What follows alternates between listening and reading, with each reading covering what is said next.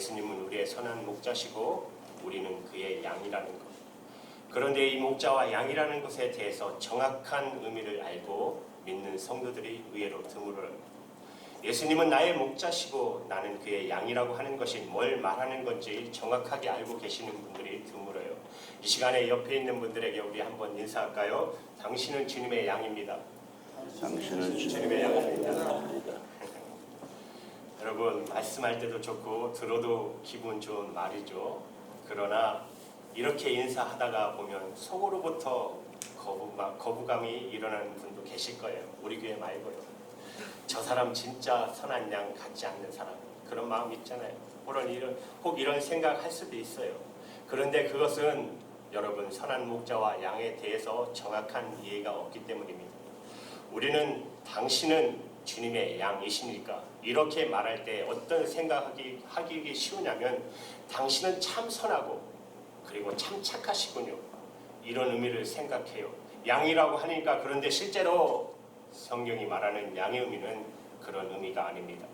성경이 말하는 양의 의미는 우선 약하다는 뜻이에요. 양이라는 존재는 약한 짐승입니다. 여러분들 다 양 보셨죠?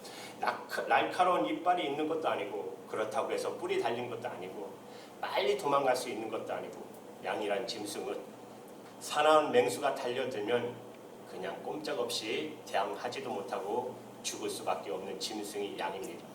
그래서 양이라는 말은 약하다는 뜻이고, 또 하나는 죄송하지만 미련하다는 뜻입니다.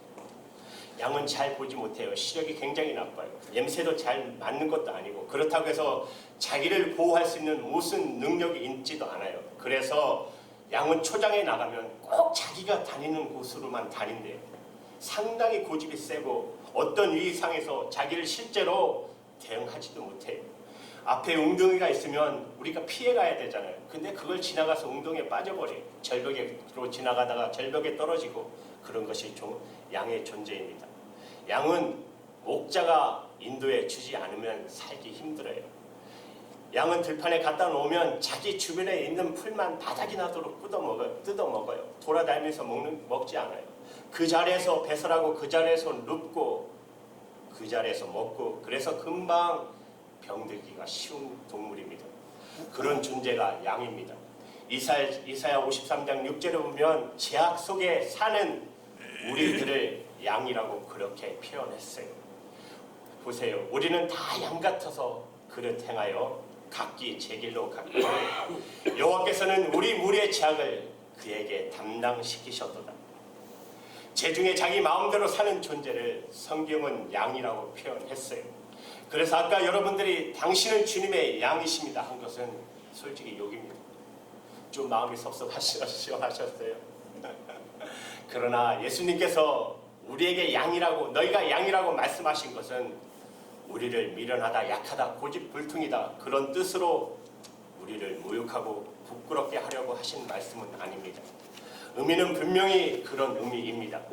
그런데 예수님이 우리에게 양이라고 말씀하시는 주님의 뜻은, 원래의 뜻은 우리가 다 양 같아서 우리에게는 반드시 목자가 필요한 존재라는 뜻입니다. 그러니까 우리가 양이라고 스스로 우리가 말하는 것은 무슨 뜻입니까? 우리는 예수님 없이는 못 살아요. 그런 뜻이에요.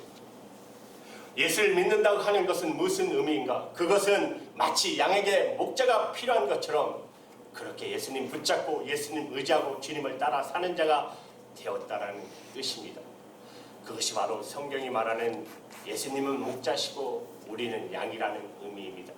여러분들이 정말 예수님 한 분이면 충분하고 나는 예수님만 원하는 사람이 되었다면 여러분은 양입니다. 양이 그런 존재이기 때문에 그렇습니다. 하나님이 우리에게 원하시는 것이 바로 하나예요. 우리가 정말 주님의 양이라는 거 하나만 분명히 알라는 것이에요. 그 의미는 우리는 예수님 없으면 죽어요. 예수님 없으면 우리는 아무것도 할 수 없어요. 우리는 오직 예수님만 원해요. 그 믿음 가지라는 것이에요. 우리는 늘 생각하기를 세상에서 살아남으려면 남보다도 더 똑똑하고 능력이 있어야 되고, 그래서 나도 그렇지만 우리 자녀들도 그런 사람으로 내가 공부시키고 길러야 해. 대부분 그렇게 살아요. 그러니까 늘 삶이 긴장으로 살아요. 그리고 피곤하게 살고 또 실제로 살다 보면 그렇지 못하니까 낙심하고 좌절하고 사시는 분들이 얼마나 많이 계십니까? 여러분, 배우자들 택할 때도 능력 있는 사람, 똑똑한 사람 찾아요. 그래야 세상에 살아남을 수 있기 때문에 그렇습니다. 사위 며느리를 택할 때도 그렇고 함께 일하는 사람마저도 택할 때도 그렇잖아요. 이렇게 해야 하는 것이 우리는 맞다고 생각해요. 그러나 하나님은 전혀 다르게 말씀하고 계십니다. 하나님은 우리에게 원하시는 것이 우리가 양이라는 것에 대해서 분명히 알라는 것이에요. 나는 내가 양이라는 거 하나만 분명히 알면 돼. 하나님은 우리에게 그렇게 말씀하세요. 여러분, 요한복음 21장에 보면 베드로가 예수님을 세 번 부인한 적 했었던 다음에 예수님이 베드로를 만나 주시는 장면이 나와요. 그때 예수님이 베드로에게 무슨 말씀을 하셨겠어요? 어떻게 네가 나에게 그렇게 할 수 있니? 너 나를 부인하고 3번이나, 그것도 마지막에는 저주까지 하면서 나요. 너 나 부인했지? 너 나를 배신할 수 있니? 그렇게 한 말씀도 하지 않으셨어요. 예수님은 베드로에게 내가 나를 사랑하느냐는 질문을 하셨어요. 그 말씀은 예수님은 베드로가 예수님을 부인한 거에 대해서 별로 관심이 없다는 뜻이에요. 베드로가 너무 겁이 많았어요.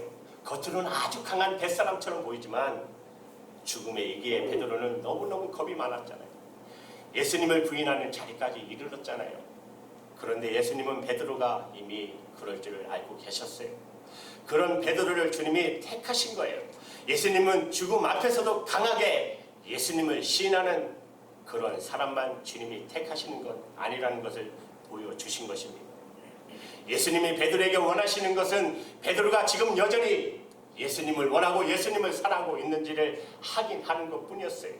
그리고 베드로에게 내 양을 먹이라고 그렇게 말합니다.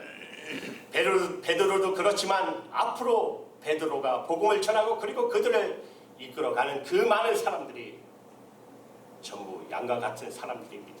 약하고 미련하고 고집 많고 그런 양과 같은 사람들이에요. 그들을 이끌어가려면 베드로 자신이 양과 같은 사람이었다는 것을 알아야 하고, 그렇기 때문에 오직 예수님만 더 의지하고 정말 주님을 사랑하는 것이 필요했던 것입니다. 오늘 이 시간에 우리를 향하여 주님이 주시는 말씀도 똑같습니다. 신명기 7장 7절에 보시면 하나님께서 이스라엘 백성들을 왜 택했는지에 대해서 말씀하셨어요. 그 많은 세계 민족 중에 하나님이 이스라엘 백성을 택하셨어요. 선민으로 택하셨어요. 이스라엘 백성들은 그것을 너무너무 자랑으로 여겼지만 하나님이 이스라엘 백성을 왜 하필이면 유대 민족을 택했나? 하나님이 직접 신명기 7절에 말씀하셨어요.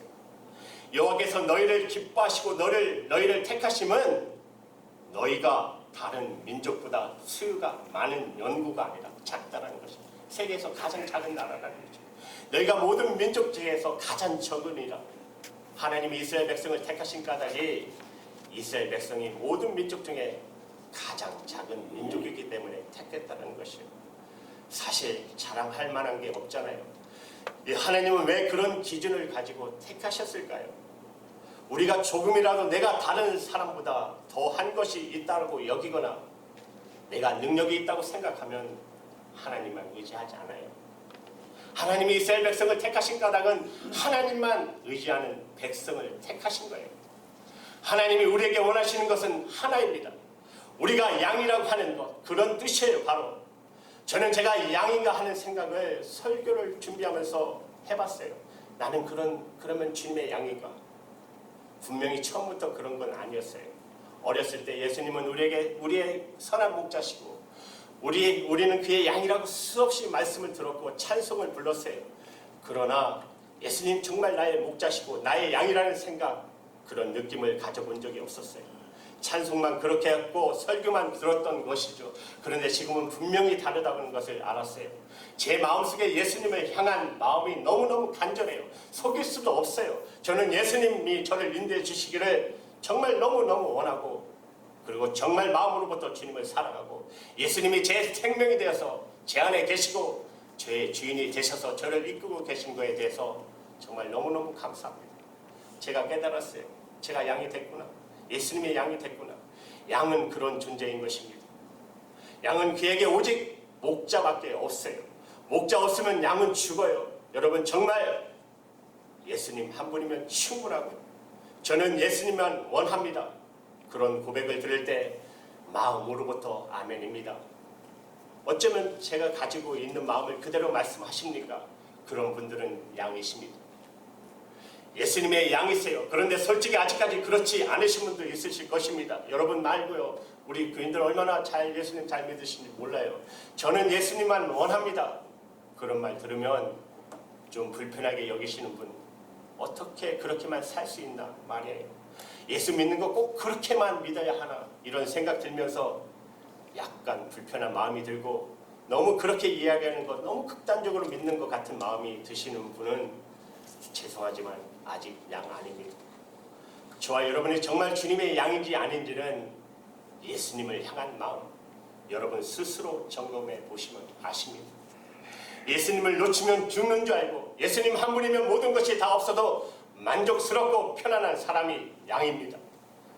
주님은 우리를 그렇게 부르셨어요. 예수님께서 이 말씀을 조금 더 충분히 설명하시기 위해서 오늘 본문에서 예수님을 양의 문이라고 말씀하셨어요. 양의 문, 양이 드나드는 문에 대해서 비유하시면서 예수님 자신이 양의 문이라고 말씀하세요. 문이 뭐죠? 문은 들어가고 나오는 곳입니다. 다른 데는 다 울테로로 되어 있기 때문에 나가고 들어올 수가 없어요. 문으로만 들어가고 나오는 것입니다. 예수님이 자신을 양의 문이라고 말씀하신 것은 우리가 살아도 오직 예수님으로만 사는 거예요. 문이 예수님이니까 나갈 때도 예수님으로 나가고 들어갈 때도 예수님으로 들어오는 거예요. 가정생활도, 여러분이 하시는 비즈니스도, 교회 생활도, 내 사는 모든 삶, 모든 것이 다 예수님만으로 돼요.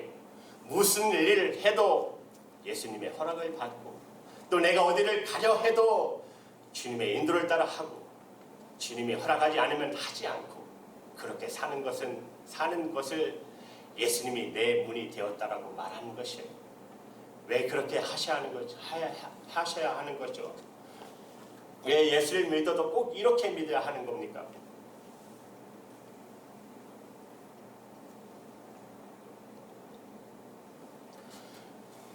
왜 예수를 믿어도 꼭 이렇게 믿어야 하는 겁니까? 정확한 까닭을 아셔야 합니다. 예수님께서 오늘 말씀하신 대로 8절에 절도와 강도가 있기 때문입니다.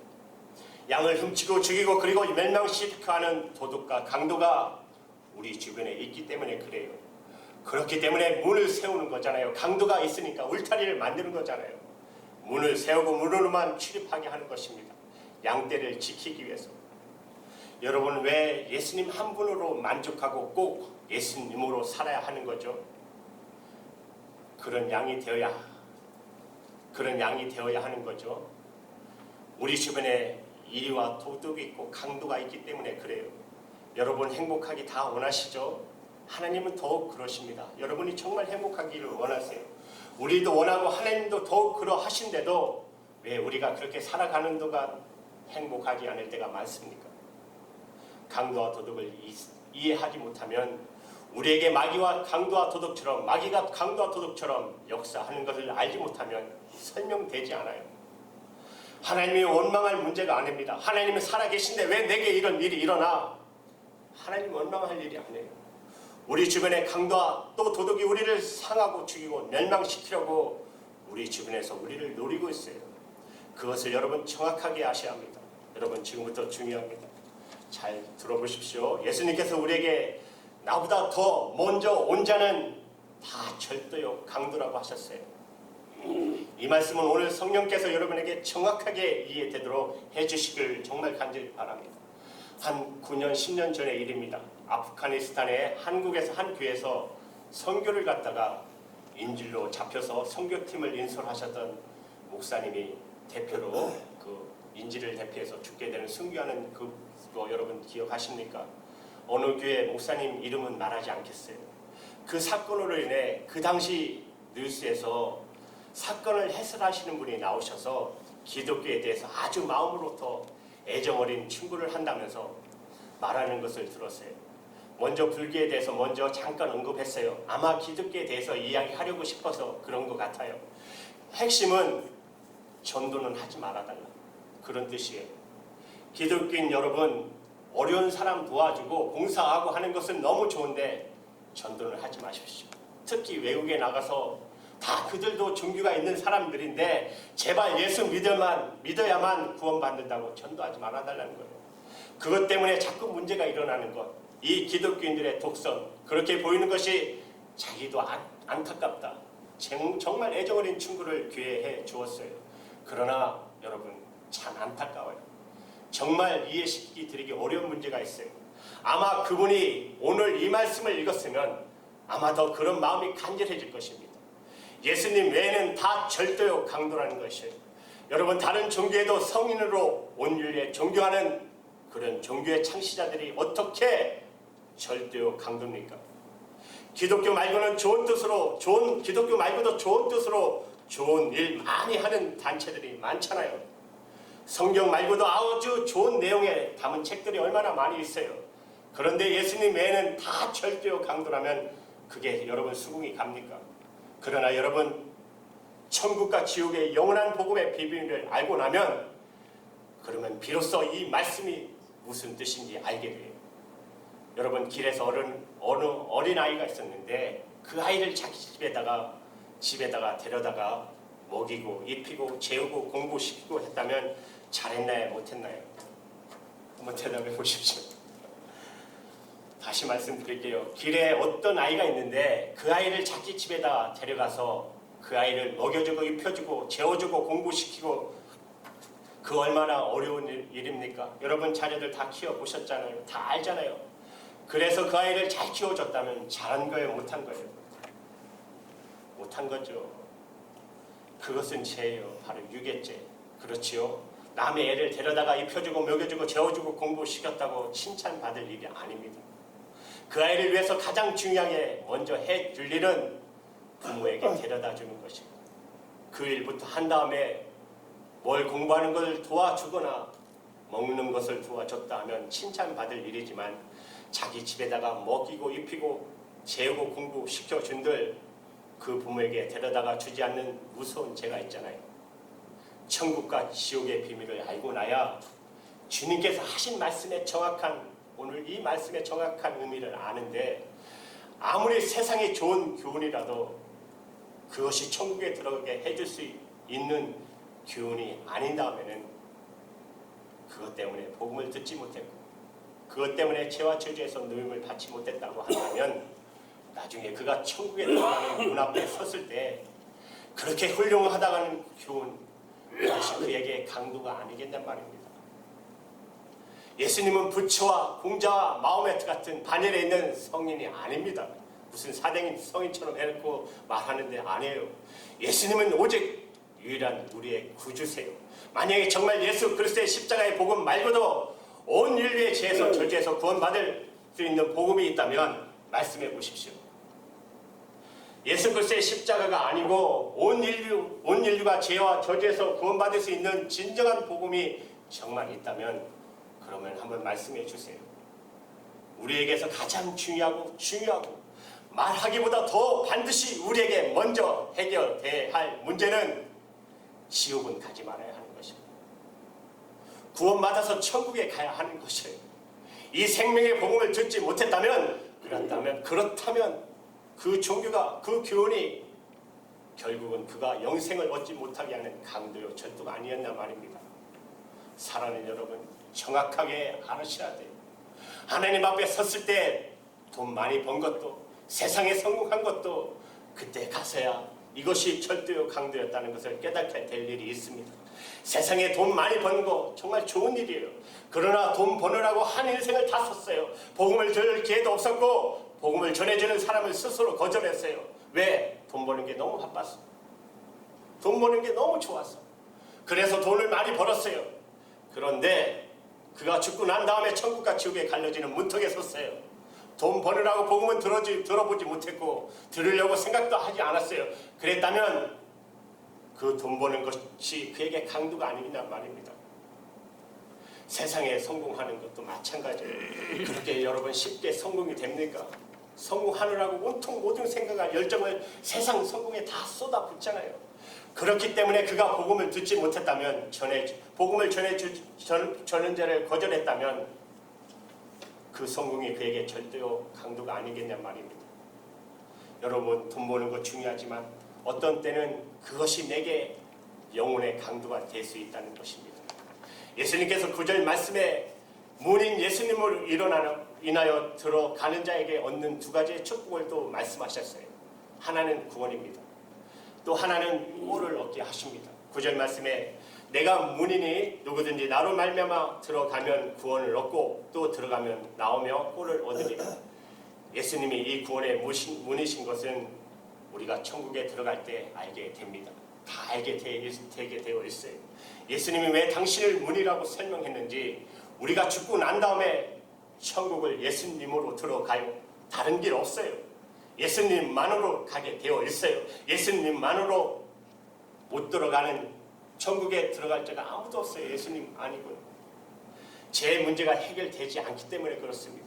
그런데 세상에 사는 동안에 이문 저문으로 마음껏 다니던 사람이 죽고 난 다음에 예수님 문 삼아 천국에 들어갈 사람이 있겠어요? 한 사람도 없어요. 죽고 난 다음에 예수님을 문으로 천국에 들어갈 사람은 이 세상에 사는 동안에도 예수님으로 문 삼아서 들어가고 나오며 사는 사람만 죽고 난 다음에 천국에 예수님을 문으로 삼아 들어갈 수 있는 것입니다. 여러분, 그래서 이 세상에 사는 동안 아무렇게나 살면 안 돼요. 아무렇게나 살면 안 돼요. 양은 정말 아무렇게나 사는 사람 아닙니다. 들어갈 문이 있어요. 목자 외에는 살 길이 없어요. 여러분, 이리가 사단이 양을 왜 덮치지 못합니까? 목자 때문입니다. 목자 때문에 덮치지 못해요. 그런데 그 양이 양의 문으로 들어가지 않고 자기 마음대로 돌아다니게 되면, 그러면 일이 사단의 밥이 되는 거예요. 우리가 예수님을 믿었다면 예수님으로 살아야 하는 이유가 거기에 있는 것입니다. 그러나 구원만 있는 것이 아닙니다. 풍성한 꼴도 얻는다고 말씀하셨어요. 10절 하반절에 내가 온 것은 양으로 생명을 얻게 하고 더 풍성하게 하려는 것이라. 우리가 예수님 안에서 살면 구원받았을 뿐 아니라 꼴을 얻고 풍성히 얻게 됩니다. 여러분, 예수님이 목자시고 그리고 양으로 살아가는 것이 사실은 우리가 누리는 진짜 축복입니다. 우리가 인생을 살아갈 때 이제 예수님을 믿고 난 다음에 우리에게 두 길도 없어요. 두 가지 가능성도 없어요. 오직 하나예요. 예수님 외에는 길이 없고 예수님 외에는 문이 없어요. 여러분, 가정생활도 그래요. 비즈니스도 그래요. 교회 생활도 다 똑같아요. 힘들고 어려워도 죽을 것 같은 길이라도 그 길밖에 없어요. 여러분, 103세로 하나님의 품으로 가신 방길 목사님, 저도 몇 번 말씀드렸고 우리 정인영 목사님도 저번에 오셔서 말씀드렸죠. 방길 목사님 그분의 아버지가 처음 예수님을 믿으셨어요. 방씨 가문의 종갓집 장손입니다. 그가 예수를 믿는다는 소식을 듣고 그 문중이 들고 일어났어요. 문중이 그 아버지가 지켜보는 앞에서 그 예수 믿는다는 장손을 몽둥이로 두들겨 패이는 겁니다. 너 이래도 예수 믿을 거냐? 너 이래도 예수 믿을 거냐? 우리가 너를 죽일 거다. 너 예수 믿는다고 그러면 우리가 너를 죽일 거다. 우리 가문의 호적에서 너 팔 거다. 아버지가 그렇게 하라고 그랬어요. 그렇게 해서라도 예수 안 믿게 된다는 말을 듣고 싶어서. 그런데 까무라치고 물을 다시 끼얹어 다시 정신을 차리면 그래도 예수를 믿겠다는 거예요. 이러다가는 진짜 사람이 죽게 되었어요. 얼마나 매를 심하게 맞았는지. 그때 그 아들을 때리라고 하고 대청마루에 앉아 계시던 그 방길 목사님의 할아버지가 그만두시오. 내가 차라리 예수를 믿겠어. 아들 죽어가는 거 못 보겠어. 매를 맞고 죽어가는 걸 어떻게 보겠어. 좀 어지간하면 예수 안 믿겠다고 할만한데 아주 죽을 각오를 하고 예수를 믿겠다는 것이. 자기 아들 죽는 것을 도무지 못 보겠다 그 말입니다. 차라리 내가 예수를 믿겠어. 그러고는 그 아들과 함께 문중에서 쫓겨났습니다. 그리고 산에 올라가셔서 개간에서 옥수수를 심고 그리고 예수 믿는 삶을 그렇게 시작했던 집안입니다. 6.25가 나서 다 피난 내려오고 그리고 지금까지 85명의 자녀가 후순돌이 섰는데 저번에도 말씀하셨죠. 다 목사님이시고 박사님이세요. 예수님이 이제 내 인생에 둘도 없는 한 분이다. 그렇게 사는 일이 쉬운 일 아닌 것 같아 보여도 여러분, 우리 살 길은 그 길밖에 없어요. 그것이 분명한 사람이 바로 예수님의 양입니다. 여러분, 우리가 사는 인생 만만치 않아요. 여러분 삶이 그것을 증거했잖아요. 여러분 살아오면서 만만치 않은 인생을 살아오셨잖아요. 순간순간 닥쳐왔던 위기, 아찔했던 순간들 앞으로도 겪을 수도 있어요. 그러나 두려움으로 살 이유는 없어요. 왜? 우리에게는 목자이신 예수님이 계시니까. 예수 믿는 사람, 예수님의 양인 우리는 염려하고 사는 사람 아닙니다. 두려워하고 사는 사람 아니에요. 예수님이 우리와 함께 하시니까. 그분이 우리의 목자시니까. 그분이 우리를 지키실 것이기 때문에. 그리고 예수 그리스도 안에서 우리에게 풍성한 꼴로 무기를 먹이시는 분이시기 때문에 그렇습니다. 사랑하는 여러분, 이제 거룩하신 예수 그리스도의 문이신 그 주님으로 이제 단 길, 두 길도 없다고 말씀드렸어요. 두 가지 가능성도 없다고 말씀드렸어요. 세상에 암만 좋은 철학, 종교가 있다고 그런데 헐렁대지 마십시오. 이새는 얼마나 많은 판이 치는지 몰라요. 예수님 외에도 구원이 있다는 말을 얼마나 많이 하고 있습니까? 아니요. 성경은 분명히 말합니다. 양의 문은 오직 예수님입니다. 구원은 예수님밖에 없습니다. 예수님만 바라보시고 달려가는 저와 여러분 되기를 주님의 이름으로 축복합니다.